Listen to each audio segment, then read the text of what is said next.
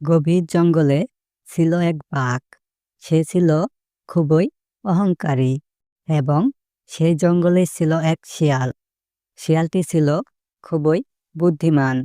শিয়ালটি মনে মনে ভাবছিল বাঘকে কিভাবে জব্দ করা যায়। হঠাৎ করে তার মাথায় একটি বুদ্ধি এলো। এরপর সে বাঘের গুহার দিকে রওনা দিল। কিছু দূর যেতেই জঙ্গলের মাঝে বাঘের সাথে তার দেখা হলো।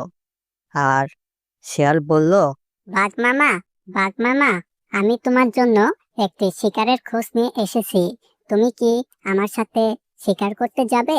হ্যাঁ ভাগ্নে, আমি তোর সাথে শিকার করতে যাব, কিন্তু শিকার যদি আমার মন মতো না হয় তাহলে কিন্তু তোকেই শিকার করে খেয়ে নিব। মামা, আমি তোমার জন্য হরিণের গুহার খোঁজ নিয়ে এসেছি। ভাগ্নে, তাহলে তো ভালোই হলো, অনেক দিন ধরে হরিণের মাংস খাই না, তাহলে আজ হরিণ শিকার করতে যাব, চল।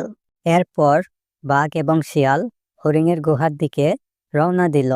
কিছুক্ষণ পর হরিণের গুহার সামনে চলে এলো। এরপর শিয়াল বলল, বাঘ মামা, এই গুহার মধ্যেই হরিণ থাকে। তুমি এখনই গুহার ভেতরে যাও এবং হরিণ শিকার করে আনো। এরপর আমরা দুই মামা ভাগ্নে হরিণের মাংস খাবো। আচ্ছা ভাগ্নে, তুই এখানে দাঁড়া, আমি গুহার ভেতর থেকে হরিণ শিকার করে আনছি।